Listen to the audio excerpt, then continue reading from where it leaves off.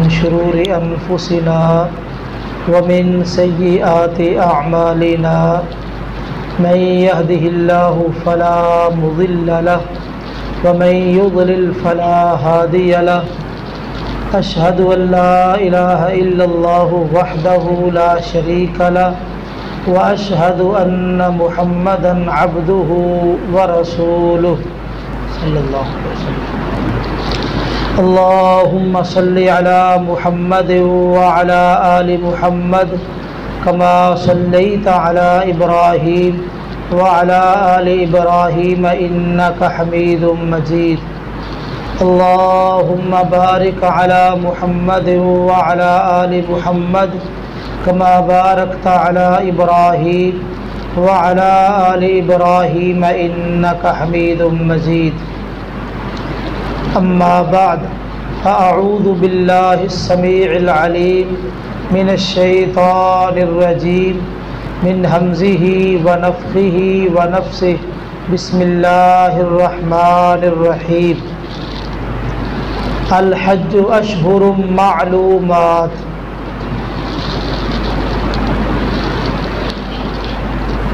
آج کی مجلس بڑی اہمیت کی حامل ہے۔ اسلام کا ایک بہت بڑا رکن حج، اس کی فرضیت، اہمیت، اس کے فضائل و مناقب اور اسی طرح عمرہ اور حج کا طریقہ، اس حوالے سے ہماری گفتگو ہوگی۔ تو سب سے پہلے حج کی فرضیت کے حوالے سے ہم بات چیت کریں گے۔ اللہ تعالی ہمیں بھی یہ سعادت نصیب فرمائے کہ ہم بھی حج عمرہ کرنے کے لیے وہاں پہنچے۔ اسلام کے 5 ارکان میں سے ایک رکن حج ہے۔ نبی کریم صلی اللہ علیہ وسلم نے ارشاد فرمایا بنی الاسلام علی 5، اسلام کی بنیاد 5 چیزوں پہ رکھی گئی ہے۔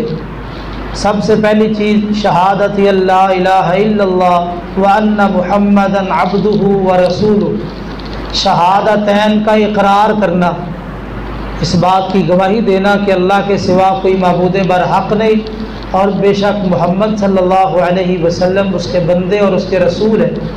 وَإِقَامِ الصَّلَاةِ اور نماز قائم کرنا، وَإِيتَاءِ الزَّكَاةِ اور زکوٰۃ ادا کرنا، وَحَجِّ بَيْتِ اللَّهِ اور بیت اللہ کا حج کرنا، وَصَوْمِ رمضان اور رمضان کے روزے رکھنا۔ تو 5 ارکان اس حدیث میں بیان کیے گئے، ان 5 ارکان میں سے ایک رکن بیت اللہ کا حج کرنا ہے۔ حج ہر صاحب استطاعت پر زندگی میں ایک بار فرض ہے۔ نبی کریم صلی اللہ علیہ وسلم نے ارشاد فرمایا یا ایھا الناس، اے لوگو، قد فرض اللہ علیکم الحج، اللہ نے تمہارے اوپر حج کو فرض کیا ہے، فحجوا، پس تم حج کرو۔ جب آپ نے یہ ارشاد فرمایا تو ایک آدمی نے یہ سوال پوچھا کیا ہر سال حج فرض ہے؟ تو آپ نے خاموشی اختیار کی۔ اس نے دوبارہ سوال کیا، پھر آپ نے خاموشی اختیار کی۔ اس نے تیسری بار پھر سوال پوچھا تو آپ نے فرمایا کہ اگر میں نعم کہہ دیتا تو ہر سال حج کرنا ضروری ہو جاتا اور یہ تمہارے لیے بہت ہی مشکل ہوتا۔ تو اس حدیث سے ہمیں یہ بات معلوم ہوئی کہ حج زندگی میں ایک بار فرض ہے۔ حج کی فرضیت کے لیے 5 شرائط ہے۔ سب سے پہلی شرط کہ حج مسلمانوں پہ فرض ہے۔ بنی الاسلام علی 5، کیونکہ اسلام کے ارکان میں سے ایک رکن ہے، تو حج کے لیے ضروری ہے کہ آدمی مسلمان ہو۔ غیر مسلم اگر حج کر بھی لے تو اس کا حج کا فائدہ اور ثواب نہیں پہنچے گا، کیونکہ اعمال کی قبولیت کے لیے اسلام بنیادی شرط ہے۔ اور اس کے بعد دوسری شرط ہے کہ عقل، انسان عاقل ہو، سمجھدار ہو، باشعور ہو۔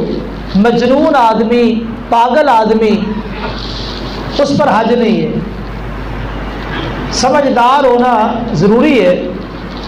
یہی وجہ ہے کہ جو بچہ ہے اگر آپ اس کو حج کرائیں تو حج کرانے والے کو اجر ضرور ملے گا اور بچے کا حج بھی ہو جائے گا، لیکن اس کا فرض ساقط نہیں ہوگا۔ جو زندگی میں ایک بار حج فرض ہے وہ فرض ساقط نہیں ہوگا، فرض برقرار رہے گا۔ ہاں بچپن میں جو حج کیا اس کو اجر و ثواب ضرور ملے گا۔ اور تیسری شرط یہ ہے بلوغت، حج کرنے والا بالغ ہو، یعنی بچہ حج کرے گا تو فرض ساقط نہیں ہوگا بلکہ بعد میں اسے حج ضرور کرنا پڑے گا، تو بالغ ہونا بھی ضروری ہے۔ اور اسی طرح تیسرے نمبر پہ حج کے لیے شرط ہے آزادی، کہ انسان آزاد ہو۔ آج کل تو غلاموں کا سلسلہ نہیں ہے، پہلے غلاموں کا سلسلہ تھا، تو غلام پر حج فرض نہیں ہے، آزاد آدمی پر حج فرض ہے۔ اور اس کے بعد پانچویں شرط یہ ہے کہ انسان کے پاس استطاعت ہو، طاقت ہو۔ استطاعت سے مراد کیا ہے؟ نبی کریم صلی اللہ علیہ وسلم سے پوچھا گیا، فرمایا زاد والراحلہ، اس سے مراد زاد راہ یعنی سفر کا سامان خرچ اور اس کے ساتھ سواری کا انتظام، یا آج کل کرائے کا انتظام، اتنا کرایہ ہو اور اسی طرح دوران سفر جو خرچ ہونا ہے وہ پیسے اس کے پاس موجود ہونے چاہیے۔ اور اس کے ساتھ استطاعت کے اندر راستہ پرامن ہو، اگر راستے میں خطرات ہیں تو پھر بھی حج کو مؤخر کیا جائے گا۔ اور اسی طرح آدمی کے پاس سفر کی طاقت بھی ہو، آدمی سفر بھی کر سکے، کیونکہ آدمی مریض ہے، وہ سواری پر بیٹھ ہی نہیں سکتا، تو اس کے بدلے میں کوئی اور حج کرے گا وہ حج نہیں کر سکتا۔ اور اسی طرح جس نے حج پہ جانا ہے اس کے گھر کے اندر اتنے پیسے یا ان کا انتظام موجود ہو کہ جتنی دیر وہ حج پہ گیا ہے اور آئے گا اس دوران مہینہ 2 مہینے جتنا بھی وقت لگے یا 40 دن عام طور پہ لگتے، ان کے گھر والوں کو خرچے کا مسئلہ نہ ہو، یہ بھی استطاعت کے اندر موجود ہے۔ یہ ساری چیزیں ان کا انتظام و انصرام ہو تو 5 یہ شرائط ہے جو کسی آدمی میں پائی جائے تو اس پر حج فرض ہو جاتا ہے۔ عورتوں کے لیے ایک چھٹی شرط بھی ہے، 5 شرطوں کے ساتھ ساتھ ایک چھٹی شرط یہ ہے کہ عورت کے ساتھ یا تو خاوند ہو یا محرم رشتہ دار ہو، اس کے بغیر اس پر حج فرض نہیں ہے۔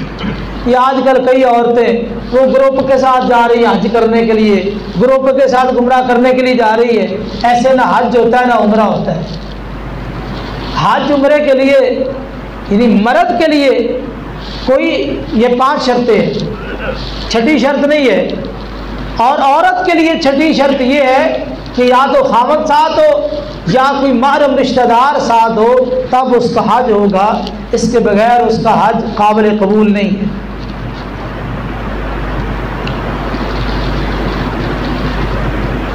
اور اسی طرح حج بدل کے حوالے سے اگر کوئی آدمی خود حج پہ نہیں جا سکتا وہ کسی کو حج کروائے گا۔ اور حج بدل کے اندر یہ ضروری ہے کہ پہلے آدمی نے اپنا حج کیا ہو، پہلے آدمی نے اپنا حج کیا ہو۔ نبی کریم صلی اللہ علیہ وسلم نے ایک بندے کو سنا، وہ کہہ رہا تھا لبیک عن شبرمہ، میں شبرمہ کی طرف سے حاضر ہوں۔ تو آپ نے پوچھا تو نے اپنا حج کیا ہے؟ جی نہیں۔ فرمایا پہلے اپنا حج کر اس کے بعد شبرمہ کی طرف سے حج کر۔ یعنی حج بدل کے لیے یہ مسئلہ ہے کہ وہ آدمی جس نے حج بدل کرنا ہے پہلے وہ اپنا حج کرے اور اس کے بعد وہ دوسرے آدمی کی طرف سے حج کرے گا۔ اسی طرح نبی کریم صلی اللہ علیہ وسلم نے ارشاد فرمایا اگر کسی آدمی کے پاس حج کی استطاعت موجود ہے اور یہ باقی ساری شرطیں پائی جا رہی ہے تو اسے جلدی حج کر لینا چاہیے، پہلی فرصت میں حج کر لینا چاہیے۔ کیوں؟ اس لیے کہ بسا اوقات آدمی بیمار ہو جاتا ہے، ایسی بیماری لاحق ہو جائے کہ آپ حج پہ نہیں جا سکتے، یا اسی طرح آپ نے سواری پہ جانا ہے، سواری گم ہو جائے، یا اسی طرح چوری ڈکیتی آپ کے پیسے برباد ہو جائے۔ تو اس لیے اگر کسی کو اللہ تعالیٰ توفیق دے دے تو اسے پہلی فرصت میں حج کرنا چاہیے، اس کو مؤخر نہیں کرنا چاہیے۔ اسی طرح کوئی اور حاجت پیش آ جاتی ہے، کوئی اور ضرورت پیش آ جاتی ہے، اچانک مکان پلاٹ کا سودا کر لیا، یعنی بندے کا کوئی اعتبار نہیں ہوتا۔ اگر اللہ نے فرصت دے دی ہے تو اول فرصت کے اندر آپ حج کا فریضہ ادا کریں۔ حج کے فضائل و مناقب کیا ہے؟ پہلی فضیلت حج مبرور۔ حج مبرور کسے کہتے ہیں؟ ایسا حج جس کے اندر خلاف حج کوئی کام نہ ہو اور حج کے ارکان پوری طرح ادا کیے جائے۔ حج مبرور کا بدلہ جنت ہے۔ نبی کریم صلی اللہ علیہ وسلم نے فرمایا الحج المبرور لیس له جزاء الا الجنہ، حج مبرور کا جنت کے سوا کوئی بدلہ نہیں ہے۔ تو اس لیے حج مبرور یعنی ایسا حج جس میں حج کے پورے احکام، پوری شرائط اور آداب ہوں اور خلاف حج کوئی کام نہ ہو، تو اس کا بدلہ جنت کے سوا کچھ نہیں ہے۔ اور حج کی دوسری فضیلت یہ ہے حج گناہوں کو مٹا دیتا ہے، زندگی بھر کے گناہ مٹ جاتے ہیں۔ عبداللہ بن عمر بن عاص رضی اللہ تعالیٰ عنہ، بلکہ عمر بن عاص جب مسلمان ہونے لگے نبی کریم صلی اللہ علیہ وسلم کے پاس آئے تو کہا اللہ کے رسول اپنا ہاتھ آگے بڑھائیے، میں آپ کے ہاتھ پہ بیعت کرنا چاہتا ہوں۔ تو آپ نے اپنا ہاتھ آگے کیا، انہوں نے اپنا ہاتھ پیچھے کر لیا۔ میں یہ کیا ہوا؟ پھر میں ایک شرط لگانا چاہتا ہوں۔ کیا شرط ہے؟ آپ مجھے یہ بتائیے کہ بیعت کرنے سے، اسلام قبول کرنے سے میری زندگی کے پہلے گناہ معاف ہو جائیں گے؟ آپ نے فرمایا اسلام قبول کرنے سے پہلے آدمی کے جتنے بھی گناہ ہیں وہ اسلام کی برکت سے سارے ہی معاف ہو جاتے ہیں۔ اور اسی طرح اسلام کی خاطر کوئی آدمی ہجرت کرتا ہے، اس سے پہلے جتنے گناہ ہیں وہ سارے ہی معاف ہو جاتے ہیں۔ اسی طرح کوئی آدمی حج کرتا ہے، حج سے پہلے جتنے گناہ ہیں حج کی برکت سے وہ سارے گناہ معاف ہو جاتے ہیں۔ تو اس سے پتہ چلا کہ حج کی وجہ سے انسان کے زندگی بھر کے سارے گناہ معاف ہو جاتے ہیں۔ نبی کریم صلی اللہ علیہ وسلم نے ارشاد فرمایا ادیم الحج والعمرہ، حج اور عمرہ ہمیشہ کرتے رہا کرو۔ جن کو اللہ نے وسعت دی ہے یہ عمل تسلسل کے ساتھ جاری رہنا چاہیے۔ فإنهما ينفيان الفقر والذنوب، کیونکہ حج اور عمرہ یہ انسان کے فقر کو بھی ختم کر دیتے ہیں، فقیری، فاقہ، تنگی ختم ہو جاتی ہے، بس ذنوب اور گناہ بھی مٹ جاتے ہیں۔ حج اور عمرہ گناہوں کو مٹا دیتے ہیں۔ جس طرح پٹھی کو جلایا جائے، اس میں لوہے کو گرم کیا جائے تو میل کچیل الگ ہو جاتی ہے اور کچھ جل جاتی ہے، خالص لوہا رہ جاتا ہے۔ تو اسی طرح جس طرح پٹھی لوہے کو میل کچیل سے صاف کر دیتی ہے، اس طرح حج اور عمرہ انسان کے گناہوں کو ختم کر دیتے اور آدمی کو گناہوں سے پاک صاف کر دیتے۔ اسی طرح ایمان اور جہاد کے بعد سب سے افضل عمل حج ہے۔ نبی کریم صلی اللہ علیہ وسلم سے پوچھا کہ اللہ کے رسول سب سے افضل عمل کون سا ہے؟ تو آپ نے فرمایا ایمان باللہ ورسولہ، اللہ اور اس کے رسول کے ساتھ ایمان لانا۔ پوچھا گیا اس کے بعد کون سا عمل ہے؟ آپ نے کہا جہاد فی سبیل اللہ، اللہ کے راستے میں جہاد کرنا۔ پوچھا گیا اس کے بعد کون سا عمل ہے؟ فرمایا حج مبرور، مقبول حج، مبرور حج جو پورے شرائط اور آداب کے ساتھ ادا کیا جائے۔ تو پتہ چلا ایمان باللہ کے بعد جہاد فی سبیل اللہ ہے اور اس کے بعد حج مبرور ہے. یہ اسلام کے اندر بڑی اہمیت والا عمل ہے. اور اسی طرح حج سب سے افضل جہاد ہے. اماں جی عائشہ رضی اللہ تعالی عنہ کہتی ہیں ہم یہ سمجھتی تھی کہ شاید جہاد کرنا سب سے افضل عمل ہے، تو ہم نے درخواست کی اللہ کے وسلم جہاد نہ کرے. فرمایا بلاکن افضل الجہاد حج مبرور. فرمایا افضل جہاد مبرور حج ہے. اچھی طرح آداب اور شرائط کے ساتھ حج کرنا یہ افضل جہاد ہے. تو اس لیے بہت عظیم عمل ہے اور بہت بڑی عبادت ہے. تو اس کے لیے انسان کو محنت اور کوشش کرنی چاہیے. اسی طرح جو عمر رسیدہ آدمی ہے، کمزور ہے، اور اسی طرح عورتیں ہیں، ان کا جہاد تو ہے ہی حج عمرہ، کیونکہ وہ تو جہاد نہیں کر سکیں گے. ان کا جہاد حج اور عمرہ ہے. نبی کریم صلی اللہ علیہ وسلم فرمایا جہاد الکبیر والضعیف والمرأ الحج والعمرہ. بوڑھے آدمی کا، کمزور آدمی کا، عورت کا جہاد یہ حج اور عمرہ ہے. اسی طرح حج کرنا کتنا عظیم عمل ہے. حاجی یا عمرہ کرنے والا یہ اللہ تعالیٰ کے مہمان ہے، یہ اللہ تعالیٰ کے مہمان ہیں. عبداللہ بن عمر رضی اللہ تعالیٰ عنہ بیان کرتے ہیں رسول اللہ صلی اللہ علیہ وسلم نے ارشاد فرمایا الغازی فی سبیل اللہ، اللہ کے راستے میں غزوہ کرنے والا، والحاج والمعتمر، اور حج کرنے والا اور عمرہ کرنے والا، وفد اللہ، یہ اللہ کی جماعت ہے، یہ اللہ کا گروہ ہے، اللہ کی جماعت ہے. دعاہم، اللہ نے ان کو بلایا ہے، اللہ نے ان کو بلایا، اللہ کی توفیق سے ہی حج عمرے کے لیے گئے ہیں. فاجابو، انہوں نے اللہ کی پکار پہ، اللہ کی دعوت پہ لبیک کہا ہے. وسالو، اور انہوں نے اللہ سے جو بھی سوال کیا، فآتاہم، اللہ ان کو وہ عطا کرنے والے. تو اس سے پتہ چلا حج اور عمرہ کرنے والے یہ اللہ کے مہمان ہیں، اللہ سے جو بھی دعا کرتے ہیں اللہ تعالیٰ ان کی دعاؤں کو قبول فرماتے. اسی طرح سفر حج یا سفر عمرہ کے درمیان موت آ جائے، انسان ہے، بسا اوقات انسان کو موت بھی آ جاتی ہے. نبی کریم صلی اللہ علیہ وسلم نے ارشاد فرمایا جو آدمی حج کے لیے نکلا، راستے میں فوت ہو گیا، موت آ گئی، تو فرمایا قیامت تک اس آدمی کے لیے حج کا اجر لکھا جاتا ہے.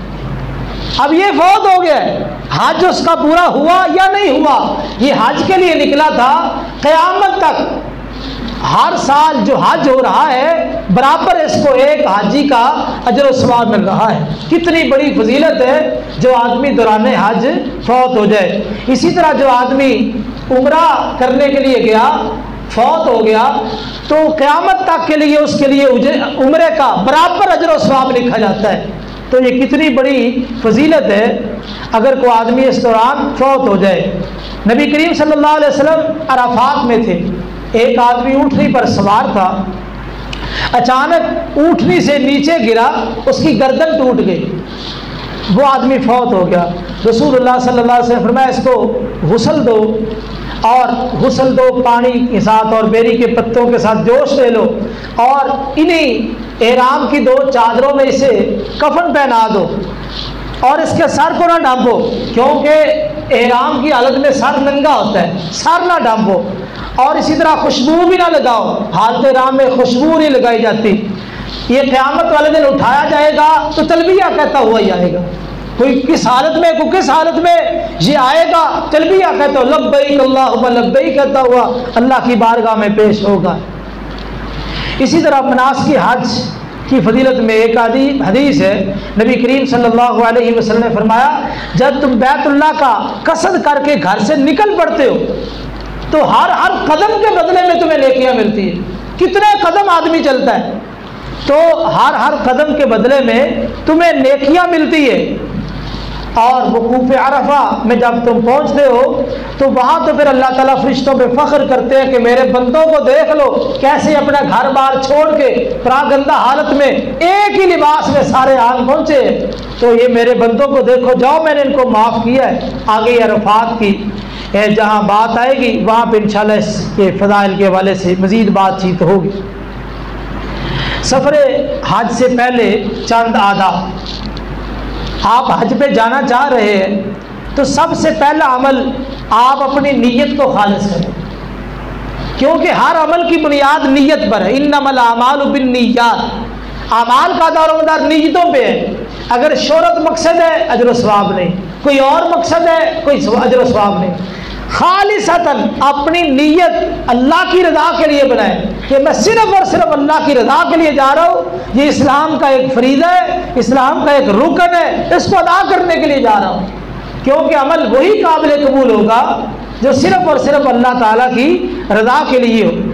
دوسری بات، آپ نے حج کے موقع پہ جو مال خرچ کرنا ہے وہ رزق حلال ہو.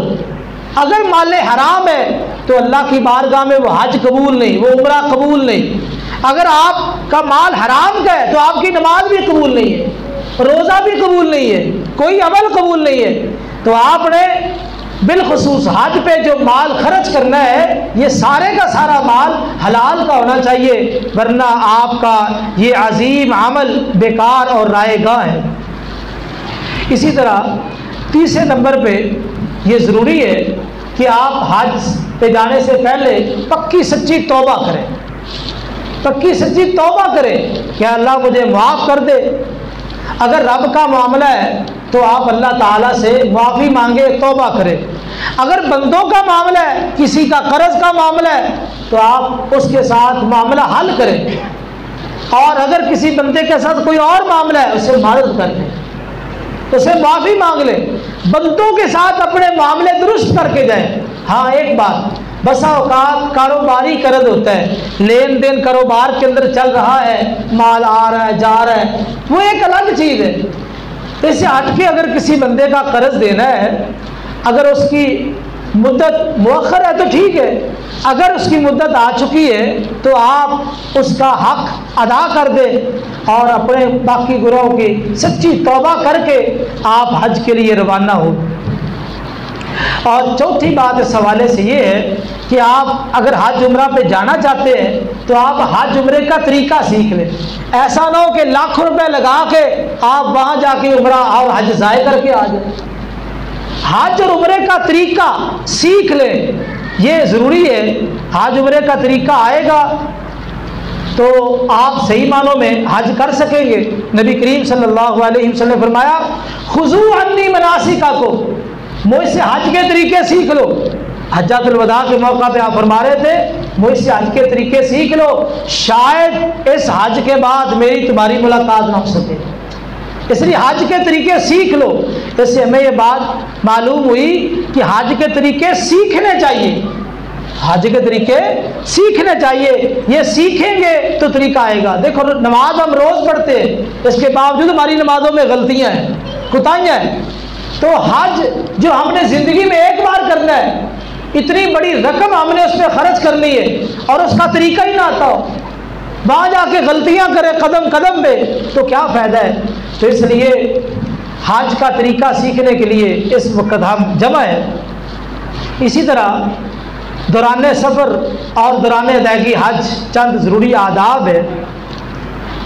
سب سے پہلے ادب، احرام کی نیت کرنے کے بعد زبان کی خصوصی طور پر حفاظت کریں. جب آپ نے احرام باندھ لیا ہے یا احرام پہلے باندھا ہوا تھا، اس طرح ہمارے یہاں لوگ یہاں سے احرام باندھ لیتے ہیں کیونکہ میقات سے جب جہاز گزرتا ہے وہاں پہ واش روم چھوٹے ہوتے ہیں، احرام نہیں باندھا جا سکتا. تو جب آپ نے احرام کی نیت کر لی ہے، میقات سے آپ گزر رہے ہیں، اس کے بعد آپ ایک خاص حالت میں اپنی زبان پہ کنٹرول کریں، فضول بیہودہ گفتگو سے گریز کریں اور اپنے ساتھیوں کو تکلیف نہ دیں، اپنے ساتھیوں کو اذیت نہ پہنچائیں. یعنی اس سفر کے دوران بالخصوص اپنے ساتھیوں کے ساتھ اس نے سلوک سے رہے، پیار اور محبت کا ان سے تعلق رکھے. اور اسی طرح اگر آپ کو اس دوران فارغ وقت مل جائے تو آپ اس کو برباد نہ کریں، بلکہ اللہ تعالیٰ کی اطاعت میں گزاریں، اللہ کا ذکر کریں، تلبیہ کہیں. تو یہ پہلا ادب ہے.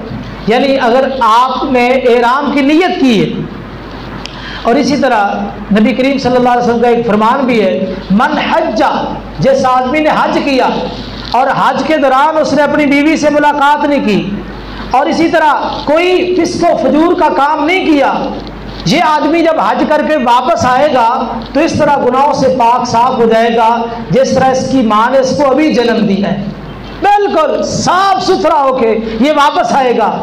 تو اس میں آپ نے دیکھا کہ اس نے کوئی بےہودہ فضول کام نہیں کیا، کوئی فسق و فجور کا کام نہیں کیا، تو وہاں ہم نیکیاں کمانے کے لیے جا رہے ہیں، گناہوں کے لیے نہیں جا رہے ہیں، تو اس لیے وہاں نیکیوں کی طرف رغبت ہو، شوق اور ذوق ہو، گناہوں سے بچا جائے۔ اسی طرح دوسرا ادب یہ ہے، حج کے موقع پر چونکہ رش ہوتا ہے، حج کے موقع پر چونکہ رش ہوتا ہے تو رش کے اندر جو ہے آپ دوسرے آدمی کو بچائیں اور خود بھی بچیں۔ اور اسی طرح طواف کے دوران صفا مروہ کی سعی کے درمیان کنکریاں مارتے ہوئے، یہ سارے رش کے مقامات ہیں، وہاں پر کسی کو اذیت نہ دیں، دوسرے کے لیے آسانی کریں، اس کو اذیت اور تکلیف نہ دیں۔ نبی کریم صلی اللہ علیہ وسلم فرمایا من سلم المسلمون من لسانہ و یدہ، آپ سے پوچھا کہ افضل مومن کون سا ہے؟ فرمایا جس آدمی کی ہاتھ اور زبان سے دوسرے مسلمان محفوظ رہے۔ تو آپ اس سفر کے دوران کسی کو اذیت نہ پہنچائے۔ اسی طرح اس سفر کے دوران آپ باجماعت نماز کا اہتمام کریں۔ کتنے پیسے خرچ کر کے آپ وہاں چلے گئے اور آپ بیت اللہ میں جا کے مسجد نبوی میں جا کے نماز نہ پڑھے، ادھر سوئے رہے، تو یہ بہت بڑا نقصان ہے۔ نبی کریم صلی اللہ علیہ وسلم فرمایا جو آدمی بیت اللہ مسجد حرام کے اندر ایک نماز پڑھ لے، عام مساجد کے اندر 1,00,000 نماز پڑھے، وہاں کی ایک نماز 1,00,000 نماز سے بہتر ہے۔ مسجد نبی کے اندر کوئی ایک نماز پڑھ لے، عام مسجدوں میں 1000 نماز پڑھے تو ایک نماز 1000 نماز سے افضل اور بہتر ہے۔ تو اتنا بڑا اجر ہے، فضیلت ہے، تو ہم اس فضیلت کو چھوڑ کے وہاں سوئے رہے، وہاں ہوٹل پہ ہی نماز پڑھ لے، تو یہ طریقہ کار درست نہیں ہے۔ باجماعت نماز کا اہتمام کرے اور یہ عزم کرے کہ ہم نے ہر نماز باجماعت پڑھنی ہے، الا یہ کہ کوئی ایسی مجبوری بن جائے۔ اور اسی طرح چوتھے نمبر پہ ادب یہ ہے کہ عورتیں غیر محرم مردوں سے پردہ کریں، دوپٹے کے ساتھ، یعنی پردہ کریں، کیونکہ پردے کے احکام اسلام کے اندر واضح ہے۔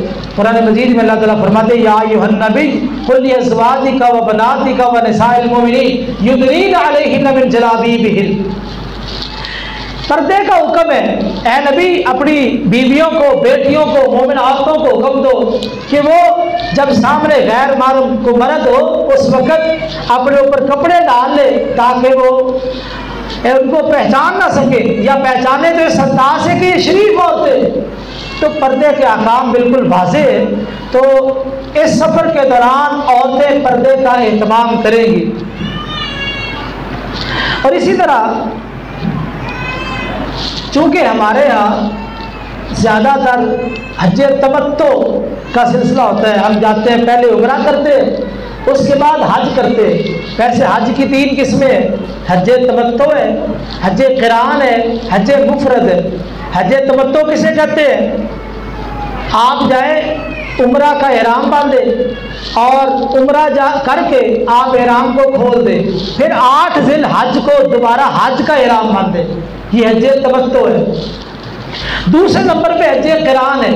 حج قران میں یہ ہوتا ہے کہ اپنی قربانی ساتھ لے کے جائیں، اپنی قربانی ساتھ لے کے جائیں اور آپ وہاں جا کے عمرہ کریں۔ عمرہ کر کے آپ نے احرام نہیں کھولنا، عمرہ کر کے حالت احرام میں ہی رہنا ہے، اور اس کے بعد جب حج کے ایام آئے حج کرنا ہے، حج کرنے کے بعد آپ نے احرام کھولنا ہے، اس کو حج قران کہتے ہیں۔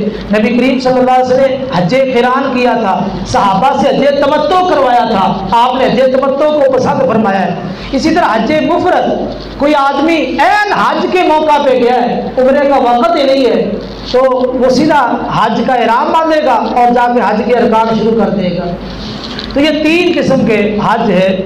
تو سب سے پہلے ہم عمرے کے بارے میں کچھ دیکھتے ہیں۔ اگر آپ نے عمرے کے لیے جانا ہے تو ہمارے یہاں بہتر طریقہ تو یہ ہے کہ آپ ایئرپورٹ پہ واش روم بڑے ہیں یہاں پہ غسل کریں، غسل کر کے آپ احرام وغیرہ یہاں سے باندھ لیں تاکہ جہاز کے اندر پریشانی نہ ہو۔ اور جب میقات پہ آپ پہنچیں گے اس وقت آپ نے تلبیہ شروع کرنا، تلبیہ یہاں نہیں شروع کرنا، تلبیہ وہاں پہ شروع کریں گے جب آپ وہاں پہنچیں گے۔ جہاز کے اندر باقاعدہ اعلان ہوتا ہے کہ اس وقت ہم میقات سے گزر رہے ہیں، تو اس وقت تمام عمرہ کرنے والے وہ تلبیہ شروع کرتے۔ جس وقت آپ نے احرام باندھنا ہے، احرام باندھنے سے پہلے آپ خوشبو لگا سکتے، احرام باندھنے سے پہلے آپ خوشبو لگا سکتے، احرام باندھنے کے بعد خوشبو لگانا جائز نہیں۔ اور اگر آپ حج عمرے کی نیت رکھتے ہیں تو آپ میقات سے احرام کے بغیر نہیں گزر سکتے۔ میقات کسے کہتے ہیں؟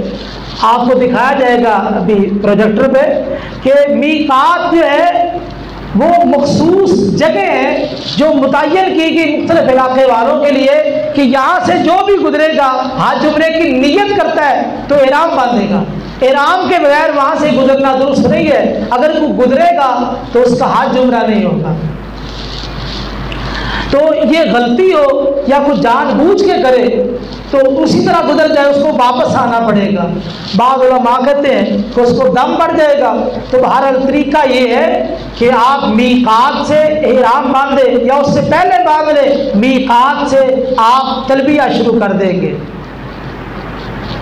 اور احرام باندھنے سے پہلے یعنی آپ نے غسل وغیرہ کرنا ہے، خوشبو وغیرہ بھی لگا سکتے ہیں۔ اور یہ جو میقات ہے اہل مدینہ والوں کے لیے ذوالحلیفہ اس کو متعین کیا گیا، شام والوں کے لیے الجحفہ، یہ مختلف جگہ ہیں جدھر سے وہ آ رہے نا وہ جگہ ہے۔ تو جو آدمی بھی وہاں سے گزرتا ہے، اہل نجد کے لیے قرن المنازل اور اہل یمن کے لیے یلملم، یہ میقات متعین کیے گئے ان علاقوں والوں کے لیے۔ اور جو بھی ان راستوں سے گزرے گا حج عمرہ کرنا چاہتا ہے وہ احرام باندھ کے آگے جائے گا۔ اسی طرح یہ بات ہوگی دوسرا ادب کہ احرام باندھتے وقت غسل کرنا ہے، صفائی وغیرہ کا خیال کرنا ہے، اور اسی طرح بدن پہ آپ خوشبو لگا سکتے ہیں احرام باندھنے سے پہلے، بعد میں درست نہیں ہے۔ اسی طرح مردوں کا احرام کیا ہے؟ 2 سفید چادریں، 2 سفید چادروں کے اندر وہ احرام باندھے گے، ایک نیچے چادر ہوگی اور ایک اوپر چادر ہوگی۔ اور یہ جو اجتماع ہوتا ہے نا کندھے کو ننگا کرنا، یہ احرام باندھنے وقت نہیں ہے، یہ صرف بیت اللہ کا طواف جو طواف ہے پہلا طواف ہے، اس طواف میں جب آپ جائیں گے تو پہلے 3 چکروں میں آپ یہ کندھا ننگا کریں گے، بس وہیں پہ ہے۔ احرام باندھتے وقت کندھے کو ننگا نہیں کرنا بلکہ اسی طرح احرام باندھنا ہے۔ اور عورتوں کے لیے یہ ہے کہ عورت اپنے اسی کپڑوں کے اندر جو ہے نا احرام کی نیت کر لے گی، عورت کو الگ احرام باندھنے کی ضرورت نہیں ہے۔ اگر کوئی عورت حج عمرے کے لیے نکل پڑی ہے اور اس کو ماہواری کے ایام شروع ہو گئے، یا اسی طرح کوئی عورت وہ حاملہ تھی اس نے بچہ جنم دیا حج عمرے کے لیے جا رہی ہے، تو وہ نیت کر لے گی، یہاں سے نیت کر لے گی اور تلبیہ شروع کر دے گی، تو آگے اس کے احکام مزید آ رہے ہیں۔ اسی طرح اگر آپ نے عمرے کا احرام باندھا ہے تو لبیک اللہم عمرہ، اے اللہ میں عمرہ کرنے کے لیے حاضر ہوں، لبیک اللہم عمرہ۔ اور اسی طرح اگر کوئی رکاوٹ کا خطرہ ہو تو پھر یہ کہا جا سکتا ہے اللہ اگر راستے میں کہیں رکاوٹ آ گئی تو میں وہاں حلال ہو جاؤں گا، یہ خطرے کی صورت میں، عام حالت میں نہیں ہے۔ عمرے کا احرام باندھنا ہے تو لبیک اللہم عمرہ، صرف حج کا احرام باندھنا ہے تو لبیک اللہم حجہ، یا اللہ میں حج کا احرام باندھ رہا ہوں۔ اور اسی طرح وہاں سے پھر تلبیہ شروع کرنا ہے، لبیک اللہم لبیک لا شریک لبیک لا شریک لک لبیک ان الحمد والنعمت لک والملک لا شریک لک۔ تو اس تلبیہ کے حوالے سے انشاءاللہ اگلے اتوار کو وضاحت کریں گے کہ اس تلبیہ کے اندر اللہ تعالیٰ کی توحید کو کس انداز سے بیان کیا گیا۔ مردوں کے لیے مستحب یہ ہے کہ وہ باواد بلند تلبیہ کہیں گے، باواد بلند تلبیہ کہیں، عورتیں جو ہے وہ آہستہ آواز سے تلبیہ کہیں گی، کیونکہ جس طرح عورتوں کا پردہ ہے اس طرح ان کی آواز کا بھی پردہ ہے۔ اسی طرح تلبیہ کے اندر اگر کوئی آدمی اللہ اکبر بھی کہہ رہا تو یہ بھی ٹھیک ہے، اگر کوئی آدمی لبیک اللہم لبیک کہتا ہے یہ بھی ٹھیک ہے، تکبیر یعنی اللہ اکبر کہنا یہ بھی ٹھیک ہے، اور لبیک اللہم لبیک کہنا یہ بھی ٹھیک ہے۔ اسی طرح احرام باندھتے وقت اب پاؤں میں جو جوتا ہے، بعض مخصوص جوتے جو ہے مخصوص سینڈل بنائے ہوئے لوگوں نے، اس میں صرف یہ ہے کہ آپ کے ٹخنے ننگے ہونے چاہیے۔ جو آپ نے جوتا پہننا ہے احرام کے بعد آپ کے ٹخنے ننگے ہونے چاہیے۔ حدیث میں آتا ہے اگر جوتا نہیں آپ کے پاس، موزے آپ کاٹ لے یعنی ٹخنے ننگے کر لے، وہ جوتا کفایت کر جائے گا۔ اسی طرح احرام باندھنے کے بعد کچھ ایسے احکام ہیں جو ممنوع ہے، مثلا جسم کے کسی حصے سے بال اکھاڑنا، جسم سے بال اکھاڑنا یہ درست نہیں ہے، ناخن کاٹنا درست نہیں ہے، یہ پہلے سارے کام کرے، خوشبو لگانا اور بیوی سے ملاقات کرنا یا بوس و کنار یہ بھی درست نہیں ہے، دستانے پہننا، شکار کرنا یہ خشکی کا شکار یہ درست نہیں ہے، البتہ سمندری شکار حلال ہے لیکن یہاں ممکن نہیں ہے۔ اسی طرح مرد پر سلا ہوا کپڑا پہننا اور سر کو ڈھانپنا حرام ہے، سلا ہوا نہ سلا کپڑا پہننا ہے، اور اسی طرح سر کو ڈھانپنا نہیں، سر کو ننگا رکھنا ہے۔ اس کے ساتھ عورت جو ہے وہ نقاب یا کپڑا اس وقت کرے گی جب سامنے کوئی غیر محرم آئے گا، اگر غیر محرم نہیں ہے تو اس وقت اس کا چہرہ ننگا ہوگا۔ تو آج کل چونکہ صورتحال ایسی ہے کہ وہاں پہ یہ ایسا موقع ہی نہیں ہے، تو اس لیے عورت جو ہے نا اپنے چہرے کو مکمل طور پہ ڈھانپے گی اور پردے کے اندر رہے گی،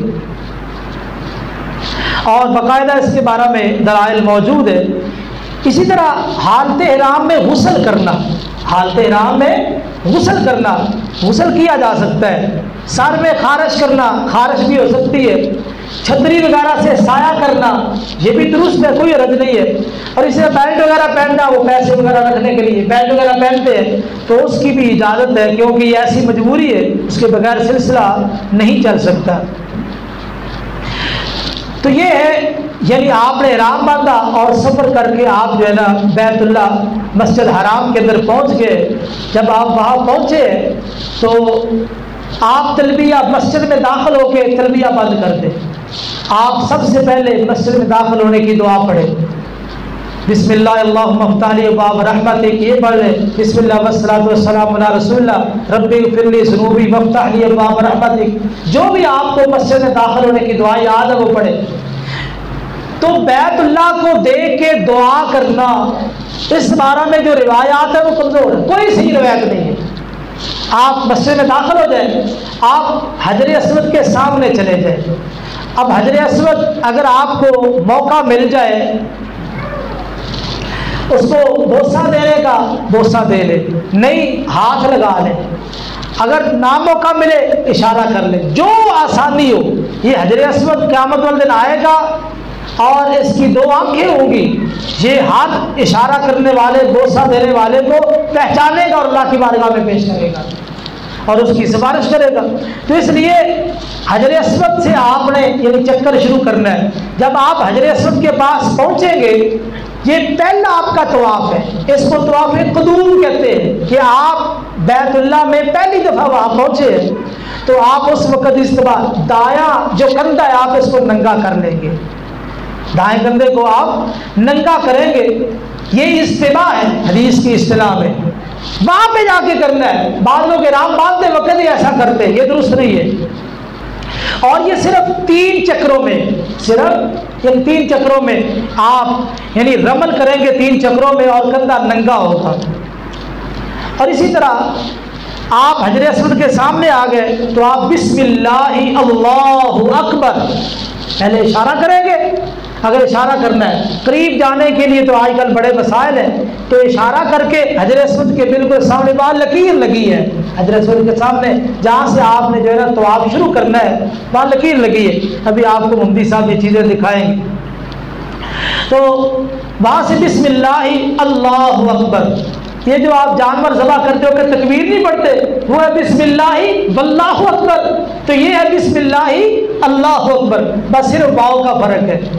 یہ بسم اللہ اللہ اکبر کہہ کے آپ وہاں سے دائیں جانب تو آپ شروع کر دیں گے، تو حجر اسود کے ساتھ ہی آگے بیت اللہ کا دروازہ ہے، آگے رکن یمانی ہے دوسرے کونے پہ، یہ کونا ہے یہ دوسرا کونا، یہاں پہ رکن یمانی، اس کونے پہ رکن یمانی کو اگر ہاتھ آپ لگا سکتے ہیں تو درست ہے، اگر ہاتھ نہیں لگا سکتے اس کو اشارہ کرنے کی ضرورت نہیں ہے، اشارے کی ضرورت نہیں، ہاتھ لگا سکتے ہیں چھو سکتے ہیں درست ہے، ورنہ ضرورت نہیں ہے۔ تو آپ اس طرح جو ہے نا ایک طواف کریں، طواف کے درمیان آپ دعائیں کریں، جتنی مرضی دعائیں کریں، ذکر اذکار کریں، تو طواف کے دوران کوئی مسنون دعا نہیں ہے، صرف حجر اسود سے لے کے رکن یمانی تک یہ دو جو کونے ہیں نا اس کے دوران دعا ثابت ہے، ربنا آتنا فی الدنیا حسنہ وفی الآخرۃ حسنہ وقنا عذاب النار، اے اللہ ہمیں دنیا میں بھی اچھائیاں نصیب فرما، آخرت میں بھی اچھائیاں نصیب فرما، اور ہمیں آگ کے عذاب سے بچا۔ تو یہ چکر آپ ایک لگائیں گے، دوسرا تیسرا، اگر آپ تھک گئے ایک چکر لگایا تھکاوٹ ہوگی، انسان ہے، رک جائے کوئی مسئلہ نہیں، رک جائے ٹھہر جائے، اور جب طبیعت بحال ہو جائے تو آپ دوبارہ شروع کر دیں۔ اسی طرح طواف کر رہے ہیں تو نماز کا وقت ہو گیا تو آپ پہلے نماز پڑھ لیں، جہاں پہ طواف روکا تھا وہاں سے طواف شروع کر دیں۔ دوران طواف آپ کا وضو ہونا چاہیے، دوران طواف آپ کا وضو ہونا چاہیے، اگر وضو ٹوٹ گیا ہے وہاں پہ طواف روکے، جا کے پہلے وضو کرے، اور وضو کر کے پھر آپ وہاں سے اپنا طواف شروع کریں گے۔ اسی طرح نبی کریم صلی اللہ علیہ وسلم نے حضرت عمر کو ایک نصیحت کی تھی، عمر تو طاقتور آدمی ہے، دیکھنا حجر اسود کا بوسہ لینے کے لیے کہیں ایسا نہ کرنا کسی کو تکلیف دے دے، اذیت دے دے، تو اس لیے کوشش یہ کرنی ہے کسی مسلمان بھائی کو اذیت نہ پہنچے۔ تو حجر اسود کے حوالے سے کچھ روایات ہیں، میں ان کو وقت کی قلت کے پیش نظر حذف کر رہا ہوں، تو اگلی اتوار انشاءاللہ اس کی مزید وضاحت کریں گے۔ تو پہلے 3 چکر ان میں تھوڑی سی دڑکی لگانی ہے، دڑکی کہتے ہیں چلنا اور دوڑنا کے درمیان تھوڑے کندھے ہلا ہلا کے چلنا ہے، اس کو رمل کہتے ہیں۔ اگر ممکن ہو، عورتوں کے لیے یہ نہیں ہے صرف مردوں کے لیے، ممکن ہے تو کندھے ہلا ہلا کے تھوڑی سی دڑکی لگائے، اگر ممکن نہیں ہے تو کوئی بات نہیں، پھر جیسے آسانی ہے ویسے کر لے۔ اور اسی طرح یعنی طواف کے دوران دعا کا مسئلہ بھی ہو گیا، اور اسی طرح اگر رکن یمانی کو آپ مس کر لیں، ہاتھ لگا لیں، تو وہاں پر بھی بسم اللہ اللہ اکبر جی آپ وہاں پر بھی پڑھ سکتے ہیں۔ اسی طرح 7 چکر آپ نے لگانے ہیں، 7 چکر آپ نے بیت اللہ کے لگانے ہیں۔ یہ جو حتیم ہے نا، ایک طرف وہ دیوار سے بنی ہوئی ہے، یہ حتیم والا حصہ بیت اللہ کے اندر ہے، تو حتیم کے اوپر سے آپ نے آنا ہے، حتیم کے وہ دیوار پھلانگنی نہیں ہے، حتیم کے اوپر سے آپ نے چل کے آنا ہے، کیونکہ وہ بیت اللہ کا حصہ ہے۔ مشرکین مکہ نے جب بیت اللہ بنایا تھا، پیسے کم ہونے کی وجہ سے انہوں نے یہ حصہ چھوڑ دیا تھا، تو اس لیے وہ جو حصہ ہے بیت اللہ کا حصہ ہے، آپ اوپر سے طواف کریں گے، اگر پھلانگیں گے تو سمجھو آپ نے بیت اللہ کا طواف نہیں کیا، نقص واقع ہو جائے گا۔ 7 چکر لگانے کے بعد اس کے بعد پھر آپ 2 رکعت نماز پڑھیں گے مقام ابراہیم کے پیچھے، یا جہاں بھی مسجد حرام میں آپ کو موقع مل جائے آسانی کے ساتھ 2 رکعت نماز پڑھیں۔ پہلی رکعت میں سورہ کافرون قل یا ایھا الکافرون، دوسری رکعت میں سورہ قل ھو اللہ احد یہ پڑھیں۔ اس کے بعد آپ زمزم کا پانی پیے اور اپنے سر پہ پانی ڈال لیں، اور اس کے بعد پھر آ کے حجر اسود کا پھر استلام کرنا ہے، حجر اسود کو اشارہ کرنا ہے، اور اشارہ کر کے پھر آپ نے باب الصفا جو صفا مروہ کی طرف دروازہ ہے یہاں سے نکلنا ہے صفا مروہ کی سعی کے لیے۔ تو آپ وہاں جب پہنچے صفا مروہ، صفا پہ آپ پہلے پہنچیں گے، تو صفا پہ پہنچ کے اوپر آپ نے کھڑے ہو جانا ہے، اور کھڑے ہو کے وہاں پہ آپ نے یہ کلمات پڑھنے، خانہ کعبہ کی طرف منہ کرے اور یہ کلمات پڑھے، لا الہ الا اللہ وحدہ لا شریک لہ لہ الملک ولہ الحمد یحیی و یمیت وہو علی کل شیء قدیر، لا الہ الا اللہ وحدہ لا شریک لہ انجز وعدہ ونصر عبدہ وہزم الاحزاب وحدہ۔ یہ کلمات آپ نے پڑھ دے، پھر آپ نے چلنا شروع کر دیا۔ اب تو وہ بالکل برابر ہے، پہلے تو پہاڑیاں تھی برابر، آپ چلے آگے سبز لیٹے، اگر ممکن ہے آپ کے ساتھ عورتیں وغیرہ نہیں ہے تو آپ وہاں تھوڑا سا دوڑے، یہ جہاں جہاں سبز لائٹیں لگی ہیں نا وہاں دوڑنا ہے، جہاں ختم ہو جائے وہاں پہ پھر چلنا شروع کر دے۔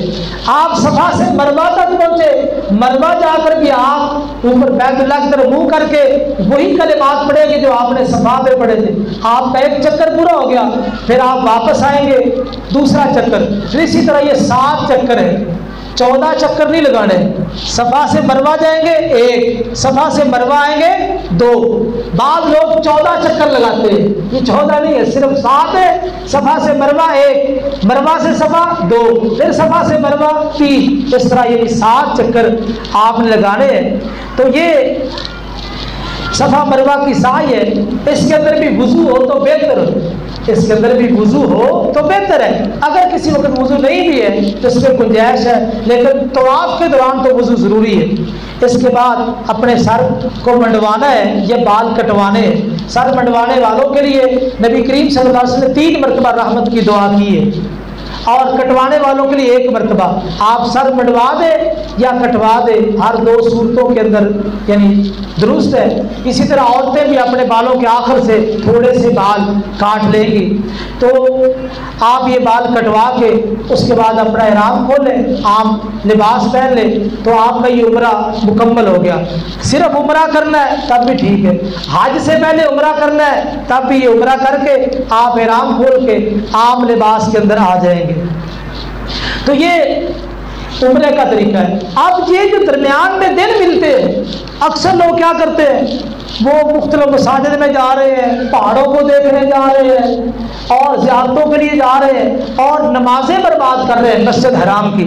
کوشش کریں فجر پڑھ کے آپ جائیں، زور سے پہلے پہلے واپس آ جائیں، زور سے پہلے پہلے واپس آئیں۔ کوشش کریں کہ آپ کی نماز مسجد حرام میں، یہ نماز کو ضائع نہ کریں۔ کتنا بڑا اجر ہے، کتنے بڑے پیسے خرچ کر کے ہم وہاں پہنچے ہیں، تو اللہ تعالیٰ نے پہنچایا ہے تو وقت کی قدر کریں۔ اسی طرح اگر وقت ہے تو آپ خانہ کعبہ کا نفلی طواف کرتے رہیں۔ 1 مرتبہ جو آدمی بیت اللہ کا طواف کرتا ہے 2 رکعت نماز پڑھتا ہے، یعنی 7 چکر اور 2 رکعت نماز پڑھتا ہے، 1 گردن آزاد کرنے کے برابر اس کو اجر ملتا ہے، تو اس لیے یہ عمل جاری رہنا چاہیے۔ اسی طرح جو آدمی طواف کرتا ہے تو اس کے بدلے میں اس کے گناہ معاف ہوتے ہیں اور درجات بلند ہوتے ہیں۔ اگر آپ کو موقع مل جائے حتیم کے اندر، جس کا میں نے ذکر کیا بیت اللہ کے ساتھ چھوٹی چھوٹی دیوار ہے، وہاں موقع مل جائے 2 رکعت پڑھنے کا، تو یہ سمجھو کہ آپ نے بیت اللہ کے اندر نماز پڑھی ہے، اور نبی کریم صلی اللہ علیہ وسلم کی یہ سنت ہے، آپ نے بیت اللہ کے اندر جا کے نماز پڑھی تھی۔ آپ کو موقع مل جائے تو یہ بیت اللہ کے اندر نماز آپ پڑھ رہے ہیں، تو اس لیے اس موقع کو بھی آپ تلاش کریں، کیونکہ یہ بیت اللہ کا ہی حصہ ہے۔ تو یہ عمرے کے حوالے سے کچھ گزارشات تھی۔ اب حج کے حوالے سے مختصراً میں آپ کے سامنے رکھتا ہوں، پھر انشاءاللہ وہاں پہ آپ کو طریقہ بیان بھی کیا جائے گا اور دکھایا بھی جائے گا۔ حج شروع ہوتا ہے 8 ذی الحج سے، 8 ذی الحج سے یعنی حج شروع ہوتا ہے۔ اگر آپ نے صرف حج کرنا ہے، احرام باندھتے وقت لبیک اللہم حجہ یہ آپ کلمہ کہیں گے۔ اگر آپ چلے گئے عمرہ کر کے آپ نے وہاں احرام کھول دیا ہے، 8 ذی الحجہ کو آپ اپنے گھر سے احرام باندھیں گے، جس طرح ہم جاتے ہیں نا وہاں پہلے عمرہ کر کے احرام کھول دیتے، 8 ذی الحج کو آپ اپنے گھر سے غسل کریں گے اور اسی طرح آپ خوشبو وغیرہ لگائیں گے، اس کے بعد آپ احرام باندھ لیں گے۔ تو یہ 8 ذی الحج کو آپ نے اپنے گھر سے نکل کے مینا کے اندر جانا ہے۔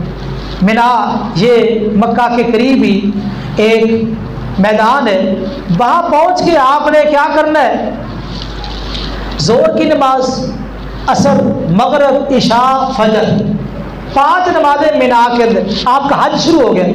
8 تاریخ کو آپ کا حج شروع ہو گیا ہے، آپ نے کیا کرنا ہے؟ یعنی 5 نمازیں مینا کے اندر جا کے پڑھنی ہے، وہاں ادا کرنی ہے، اور نماز فجر کے بعد آپ ناشتہ وغیرہ کریں، اور سورج نکلنے کے بعد آپ وہاں سے پھر آپ نے نکلنا ہے عرفات کی طرف۔ سواری پہ چلے جائیں، پیدل چلے جائیں، اگر اللہ نے توفیق دے پیدل زیادہ آسان ہے کیونکہ سواری پہ بہت مشکلات ہیں۔ تو عرفہ جس میں آج ہم 9 تاریخ، یہ 9 ذی الحج ہے، 9 تاریخ کو جا رہے ہیں، یہ حج کا بہت بڑا رکن ہے۔ جو آدمی عرفہ میں حاضر نہیں ہوا اس کا حج نہیں ہے۔ تو 9 تاریخ کو ہم صبح سویر یہاں سے نکلیں گے۔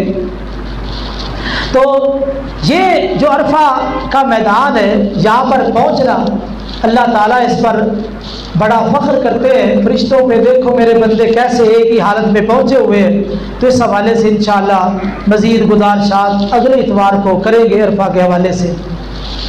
یہاں سے نکل کے مینا سے آپ مزدلفہ کو کراس کر لیں، وادی مزدلفہ راستے میں، آگے آپ عرفات میں چلے جائیں، بڑا وسیع میدان ہے، وہاں پہ پہنچے، وہاں پہ زور اور عصر کی نماز امام آئے گا، وہ زور اور عصر کی نماز قصر پڑھائے گا 2 رکعت، اور اس کے بعد امام خطبہ دے گا جس کو خطبہ حج کہتے ہیں، یہاں پہ خطبہ ہے۔ اور وہاں پہ اگر امام کی آواز آپ کو پہنچ رہی ہے تو ٹھیک ہے، امام کے ساتھ آپ نمازیں پڑھ لیں 2 کر کے۔ امام کی آواز نہیں پہنچ رہی تو پھر آپ خیموں کے اندر الگ جماعت کروا لیں، تو وہاں الگ نماز پڑھ لیں۔ تو زور اثر دونوں نمازیں پڑھنی ہے، اس کے بعد خطبہ ہے، خطبہ سننے کے بعد پھر ہر آدمی جو ہے الگ تھلگ ہو کے ذکر اذکار دعا استغفار پھر کثرت سے وہاں دعائیں کرنی ہے۔ اللہ تعالیٰ میدان عرفات میں کثرت سے لوگوں کو معاف کرتے۔ تو یہ سلسلہ جو دعاؤں کا سلسلہ ہے یہ جاری و ساری رہے گا سورج غروب ہونے تک۔ سورج غروب ہونے تک آپ اس سلسلے کو جاری رکھیں۔ سورج غروب ہونے کے بعد آپ نے وہاں سے نکلنا ہے۔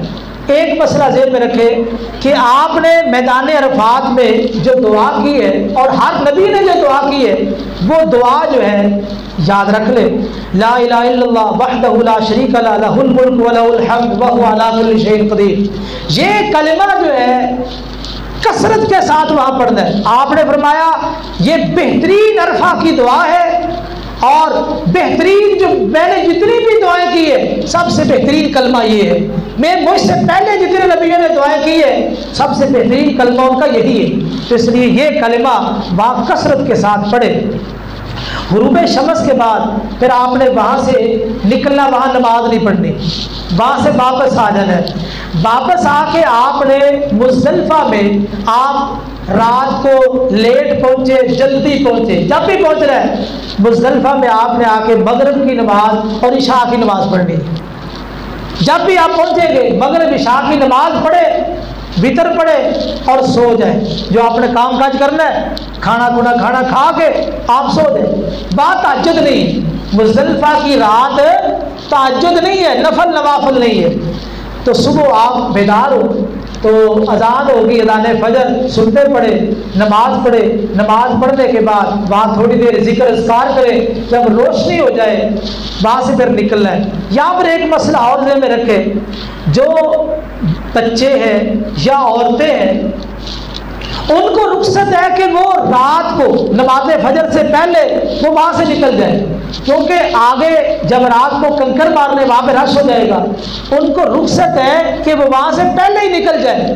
اور اسی طرح جو آدمی عورتوں کے ساتھ ہے یا بچوں کے ساتھ ہے وہ آدمی بھی ساتھ جا سکتا ہے، کیونکہ مجبوری ہے، شریعت نے مجبوریوں کا لحاظ رکھا ہے۔